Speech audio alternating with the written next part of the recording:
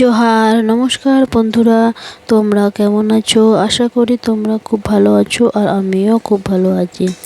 M Hasda lifestyle ব্লগে আরও একটি নতুন ভিডিওতে তোমাদের সবাইকে স্বাগত। আজকের ব্লগটা আমি দুপুর থেকে শুরু করছি।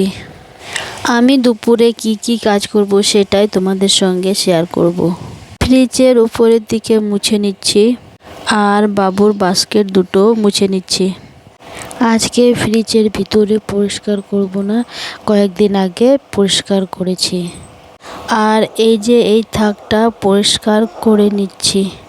তোমরা এটা কি বলো আমি জানি না, তবে আমাদের ভাষায় এটা পাখা বলে। তোমরা হয়তো ভাবছো এইসব কাজগুলো আমি তোমাদেরকে দেখানোর জন্য করছি, আসলে সেটা না। আমি এইসব কাজগুলো প্রতিদিনই করে থাকি। আমাদের বাড়ির লোক আবার অন্যরকম, গোছাগুছির কাজগুলো পছন্দ করে না। আমাদের বাড়ির লোক সামনাসামনি কাজ পছন্দ করে, যেমন ঘর ঝাড় দেওয়া, ঘর মোছা, বাসন মাজা, কাপড় কাচা, রান্নাবান্না করা। যত তাড়াতাড়ি শেষ করবে, তারপর শেষ করে মাঠে কাজে যেতে পারবে, সেগুলো পছন্দ করে। তোমাদের সাথে কথা বলতে বলতে আমার মোছামুছি হয়ে গেল আর ঘরটাও ঝাড় দিচ্ছে এখন। তো একটা ঘর ঝাড় দেওয়া হয়ে গেছে আর একটা ঘর ঝাড় দিচ্ছি। ঝাড় দেওয়ার পরে আমি ঘরটা মুছে নেব। তো প্রতিদিনই এই কাজটা তো করতেই হবে, ঝাড় দেওয়া মোছা। তার মাঝে মধ্যে বাকি কাজগুলোও করে নিতে হয়। যেগুলো আমি তোমাদেরকে দেখাচ্ছি শুধু ওইগুলো আমি কাজ করি না, আরও অনেকেই কাজ করি, সেগুলো আমি তোমাদের সঙ্গে শেয়ার করতে পারি না। তো ঝাড় দেওয়া কমপ্লিট করে এখন মুছছি। তো এখন ঘরগুলো মুছে নিচ্ছি। প্রথমে আমি আমার ঘরটা মুছে নিচ্ছি। তা থেকে যে এত নোংরা আসে, প্রতিদিন দুবার করে মুছি আর 3-4 বার করে ঝাড় দিই, তাও ঘর বাড়ি পরিষ্কার থাকে না, তাও নোংরা হয়। তো আমার রুমটা আমি মুছে নিচ্ছি। আমার রুম মুছে নেওয়া হয়ে গেল। এখন বারান্দাটা মুছে নিচ্ছি।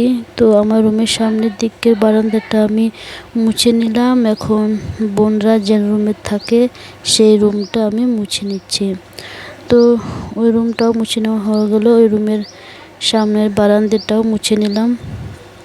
তো বারান্দাটাও মুছে নেওয়া হয়ে গেল। এখন বাইরে একটু মুছে নিচ্ছি। তো মুছে নেওয়ার পরে এই যে বাইরের দিকে একটু ঝাড় দিব। তো দেখছো কতটা রোদ দিয়েছে। তো আজকে রোদটা খুব কড়া, তবুও ঝাড় দিতে হয়। দুপুরে একবার ঝাড় না দিলে হয় না, এতটা নোংরা হয়ে থাকে, ঝাড় দিতেই হবে। তো ঝাড় দিয়ে দিচ্ছি আর দেখো কতগুলো নোংরা।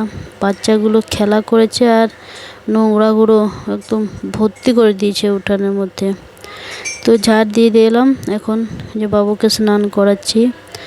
বাবু স্নান করতে খুব পছন্দ করে, জল ঘাটতে খুব পছন্দ করে। একবার স্নান করার কথা বললে ও বারবার বলবে মা চান, মা চান, বারবার চান করার কথা বলবে।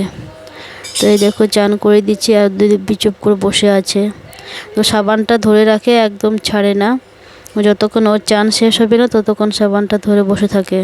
বাবুর সাবান মাখানো হয়ে গেল, তো জল ঢেলে দিচ্ছি। তো দেখো চান করা হয়ে গেল। এখন চান করার পরে এখন বাবুকে ভাত দিব। বাবুকে আমি ঘরে ভাত খাওয়াচ্ছি বিছানার উপরে। বাবু যেখানে ভাত খেতে চাইবে সেখানে ওকে খাওয়াতে হবে, নইলে পরে ও আর খেতে চাইবে না। আমি জানি বিছানাতে ভাত খেতে নেই, কিন্তু কি করব, বাইরে খুব বৃষ্টি হচ্ছে, তাই ঘরের মধ্যে খাওয়াচ্ছি। একটু আগে দেখালাম কত রোদ, হঠাৎ করে এত জোরে বৃষ্টি আসলো, পুরো বারান্দায় ভিজে গেল, তাই ঘরের মধ্যেই বাবুকে ভাত খাওয়াচ্ছি। আর এইদিকে দেখো আমার মা চেয়ারে বসে বসে ঘুমাচ্ছে। এটা আমার মায়ের অভ্যেস, বসে থাকলে ঘুম চলে আসে। আমরা এত জোরে কথা বলছি, মাও দেখো দিব্যি ঘুমাচ্ছে। আমার মায়ের না ঘুমার কোনো নির্দিষ্ট টাইম নেই, যখন তখন ঘুম চলে আসে। মানে খাওয়ার সময় বলো, কাজের সময় বলো, যে কোনো সময়, মানে একটু বসে বসে কাজ করলে ঘুম চলে আসে। এটা ওর অভ্যেস হয়ে গেছে, কিন্তু শুয়ে পড়লে আর ঘুমায় না। বাবুকে ভাত খাওয়ানো হয়ে গেল। তো ভাত খাওয়ানোর পরে বাবুকে আমি ঘুম পাড়িয়ে দিলাম। আর এইদিকে বৃষ্টিও থেমে গেল আর আমি এখন চান করে নেব। তো চান করা হয়ে গেল আমার। এখন আমি ভাত খাবো। তো আমার ভাত খাওয়ার নির্দিষ্ট কোনো টাইম নেই। আমি কখনো 3:30 খাই, কখনো 4টে খাই, কখনো আবার 4:30 বেজে যায়। তো বাবুকে যতক্ষণ না খাইয়ে দাইয়ে ঘুম পাড়াতে পারছি ততক্ষণ আমিও খেতে পারি না। তো আজকে দুপুরের মেনু হচ্ছে ডাল, বেগুন ভাজা, আলু ভাজা আর পটল ভাজা। তো আজকের ভিডিওটা আমি এখানেই শেষ করছি। তোমরা সুস্থ থাকো, ভালো থাকো, দেখা হবে পরের ভিডিওতে। বাই।